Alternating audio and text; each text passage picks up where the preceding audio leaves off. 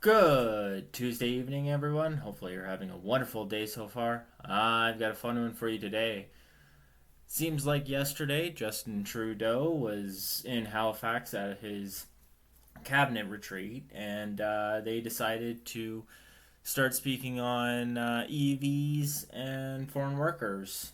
So, I got this video from CPAC, and I thought I'd get into it. So, with no further ado, let's do this. Morning, everyone. First off, I want to start on the rail dispute. I want to make sure that everyone knows how grateful we are for all the hard work that people did on resolving this rail dispute. All parties involved, the minister stepped up. I think Canadians fully understand just how important it is to keep our economy rolling, keep making sure that families, workers, businesses are supported across the country. And that's where everyone came together and got this done in a way that responds to the challenges they're facing in their daily lives. So we unlocked tens of thousands of affordable housing units while streamlining the process to build more homes faster. We launched more affordable monthly mortgage payments. I don't particularly like how they keep saying they've unlocked all these housing units, they've unlocked this. What does that actually mean? Because that doesn't mean that they've built more. That doesn't mean, or well, maybe it does, but it could also mean a lot of other things. Like, uh, hey, we have unlocked some more housing by allowing other people to rent their rooms out using government subsidies. We've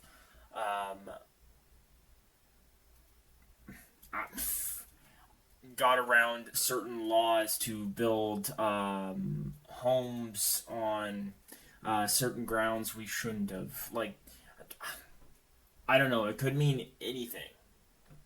So yeah, that it's just a little thing, but it's a thing that I've sort of noticed. We've been working hard on expanding $10 a day childcare across the country and getting a national school food program in place as soon as possible. Families are looking at back to school this week, and we need to make sure we're getting kids the best food possible as they're getting into that school year.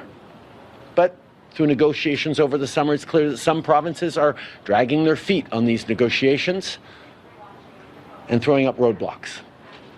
You'd think we can all agree that Canadian families deserve affordable childcare and that every child should have good food available to them at school. But if you listen to Pierre Poilievre and his Conservatives, that would be wacko. Well, we're going to continue to step up and deliver for families. Good food in kids' bellies at school means they can concentrate, but also means that takes pressure off families' grocery bills.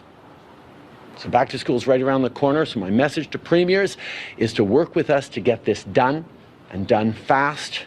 Kids need it, and families need it. And why do families need all this help from the government? Is because you've totally destroyed our ability to buy groceries by increasing inflation. And they keep telling us, oh, inflation has gone down. Inflation has gone down to 2.6%. Inflation has gone down to 2.8% from this month to this month. And they say interest rates have gone down as well. Well, interest rates have gone down because our economy is tanking and we're entering a recession. So people are spending less because they're finally noticing that. And B, about the inflation, stuff has gone up so much. Adding another 2.6% onto something that's already gone up. What? Like, sorry, I'm trying to do the math in my head. Like, 20% is not a good thing. It should be 0%. And then you get to celebrate. But of course, we're never going to get to that because this government has been in a deficit ever since it's been in power. So there's no hope in that. That's why the government needs to bring in this school lunch program because now they made it so families can't afford to make lunches for their kids. When I was a kid, I was able to make like sandwiches with actual like chicken breasts in the sandwich with cheese and all the fancy stuff with snacks with a couple of fruits and veggies. And my family wasn't rich. They were middle class. They were just normal people. And Justin Trudeau and the Liberals have totally ruined that for current families. And they've totally ruined daycare now with this failing $10 a daycare, and they're blaming it on the provinces now. Why would the provinces bring in something that has totally failed in Ontario? That sounds stupid, but I mean, we're talking about Justin Trudeau here. Anyway. 2 years ago, in the aftermath of the pandemic and facing severe labor shortages, we adjusted the program for temporary foreign workers. That's what the business community needed. That's what the business community was asking for. And at that moment in time, those changes helped. They helped the economy, and they helped businesses make it through a challenging moment in our economic recovery. But today's economy is very different from it was 2 years ago. Inflation has started to come down, employment is higher, and we no longer need as many temporary foreign workers. We need Canadian businesses to invest in training and technology and not increasing their reliance on low-cost foreign labor. It's not fair to Canadians struggling to find a good job, and it's not fair to those temporary foreign workers, some of whom are being mistreated and exploited. So I asked my minister to work on this over the summer, and we are taking action. We are tightening the rules and restricting eligibility to reduce the number of low-wage temporary foreign workers in Canada, with exceptions in certain industries like healthcare, construction, and food security. We'll also be looking at changes to the high-wage stream of the program as part of the minister's expedited 90-day review. So to those who would complain about worker shortages, here's my message. There is no better time to hire and invest in Canadian workers. And don't worry, it only took us 2 years to figure that out. And it's been way more than 2 years, because the temporary worker or temporary foreign worker program is a 5-year program. Why did they bring in these foreign workers for jobs like working at a gas station, working at Starbucks, working at all these massive chains, Walmart, Safeway, Save on Foods, because they wanted to bring wages down. And did the prices of things go down? No, they went up. So it didn't help our economy any. It helped the corporations, but it didn't help the economy. It didn't help the consumer. It didn't help anybody down the line.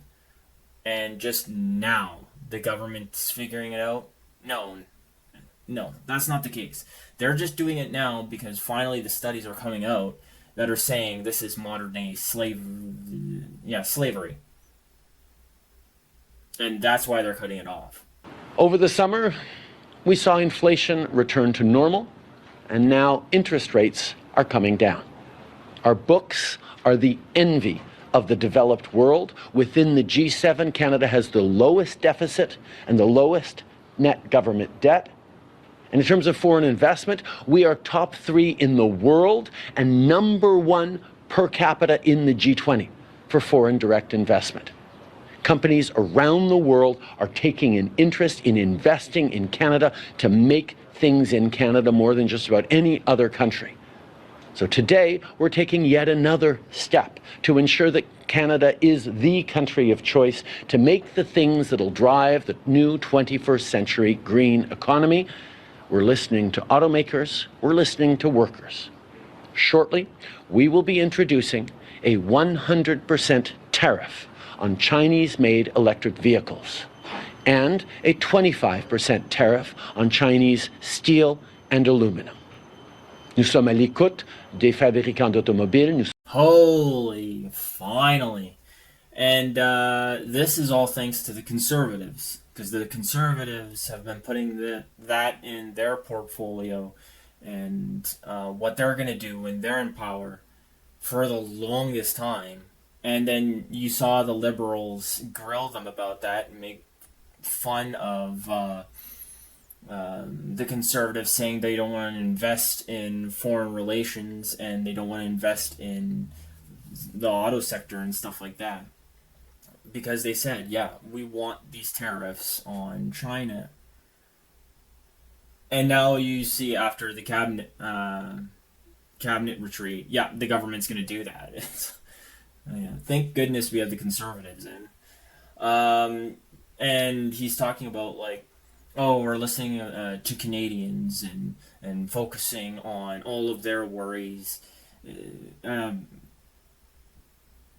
Well, apparently not about the carbon tax, because no Canadians want the carbon tax, and you're still increasing that every year. And provinces don't want it, but you're enforcing it on them. And we all know it's a joke, because we've seen the numbers that you're spending millions of the carbon tax just through admin pricing to distribute the checks to people. So, and thirdly, about Canada being the envy of the world, I don't think it's the envy of the world for any country. What was it? It was, I think, the Financial Post, where it said the UK was using Canada as an example of what not to do with their economy. And the only reason he's saying that we have low net debt is because how the Canadian government does up their books is they use the Canadian pension plan, which they can't touch, which is a large amount